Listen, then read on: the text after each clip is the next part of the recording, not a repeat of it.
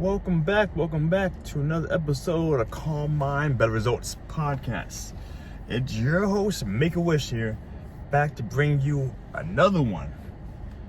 Okay, so I wasn't going to do this one, but I had to do this one because it's kind of really relevant. And it actually brings up a very strong case and point that I'll be trying to make to people. People don't be understanding what I'm saying, the things I'll be saying, you know what I'm saying? So, if you guys happen to know, and if you don't happen to know, I'll talk a little bit more about it in regard to the situation. Superstar Morant of the Memphis Grizzlies, NBA basketball player, all right? Sensational kid, sensational. I shouldn't call him a kid, he's a grown-ass man, you know what I'm saying? But,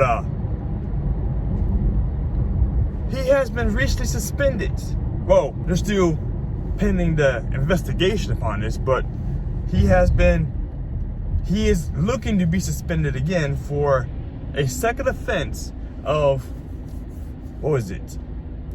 flickering, flashing, possessing a firearm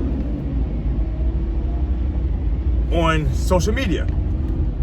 All right, this time it wasn't himself doing it. Someone else was live, or one of his buddies was live, and he flashed his face, whatever, the gun in his hand, or whatever it was, okay?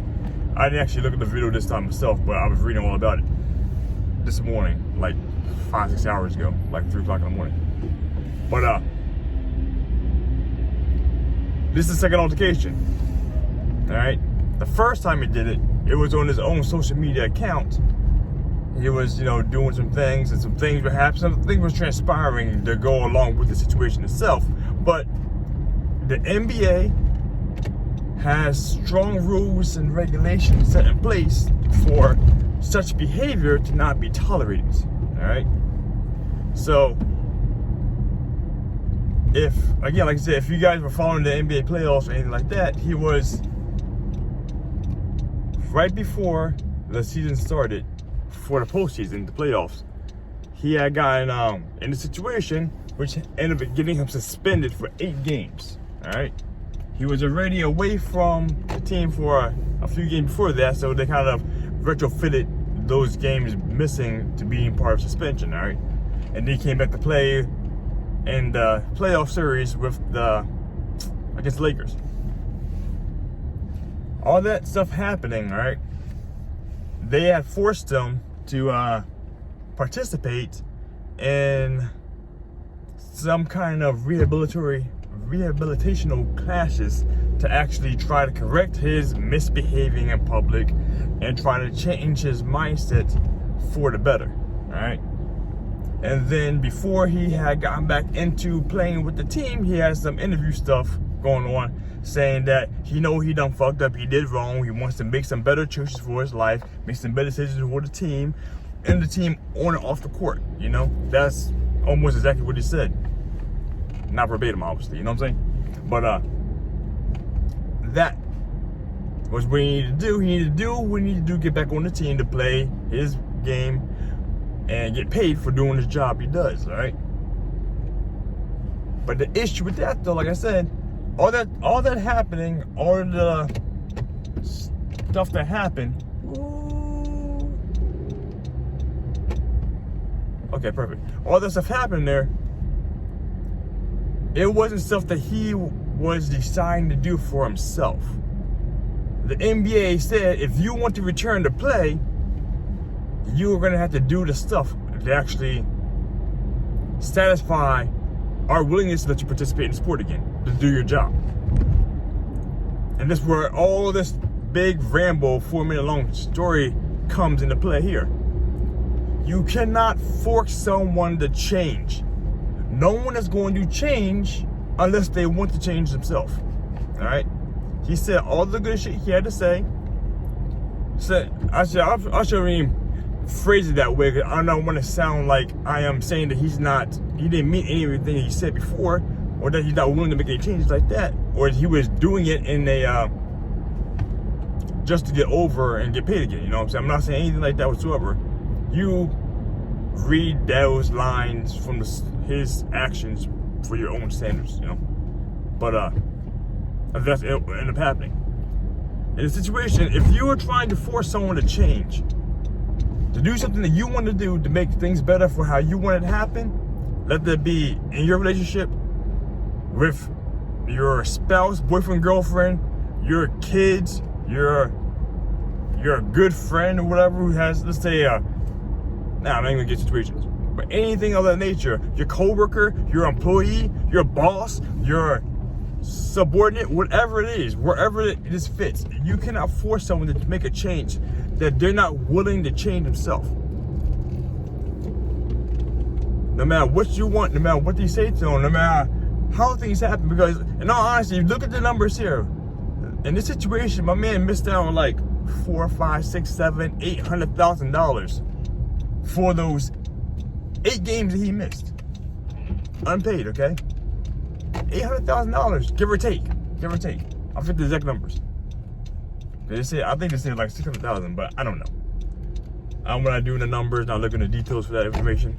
But that's the point is though, it's not about what is happening. It's not about what people are losing at times, unless it's detrimental to your health. It's the only thing that people will make a drastic change for. And even then, people still don't always make the change. Only unless something is actually fearful of the life. More often than not. That always tends to be the thing that changes things. Or if they're trying to do something in regard to, like, say, want to be a politician. You're trying to be a campaign for something, and something is bad, is negative in your history. You're trying to erase that, or something happened. You're trying to save face now and recover things. There's only time things that like really actually make a big change or make something happen. And even then, do they really change? Do people really change in that regards? You know, that's something you have to think about. Excuse me. I want to make sure you guys hit this hard. That unless a person is really mentally ready to change, on their own accord, or open to change and receptive to the change, no matter what they do, no matter what they say, what they plan, or whatever you may plan for them, or what's put in place for them to make things happen, nothing is going to change. I make sure I stress this point out. No matter what, the person has to be willing to, and actively be willing to make the changes themselves. Because more often than not, if you're telling someone to do something to make a change, and they say, okay, let's do it, I'll do it, that doesn't guarantee they're going to make a change. If they tell you they're going to change, and then start showing you they're going to change, there's a possibility that it actually might be factual. But that's what typically happens. You can't force anyone to do anything that they don't want to do. And that same thing comes down to life coaching. Anyone who comes to my door knocking saying, hey, I want to make a change in my life for the better,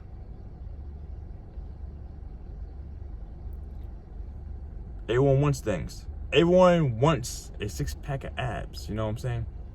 But everyone's not willing to put in the work to acquire that 6-pack of abs. That's where all the faltering happens. And so no matter what, if you're trying to make a change, you just stick to your commitment and stick to trying to put the effort in to make something happen. If you're not mentally ready for it, you will never make the change. And if you try to force someone to change for you, that's why you can't force people into love. You can't force people to love you. You can't force people to make things better so that you can have a proper, happy relationship, along with the relationship that they're having that's, happy. All right?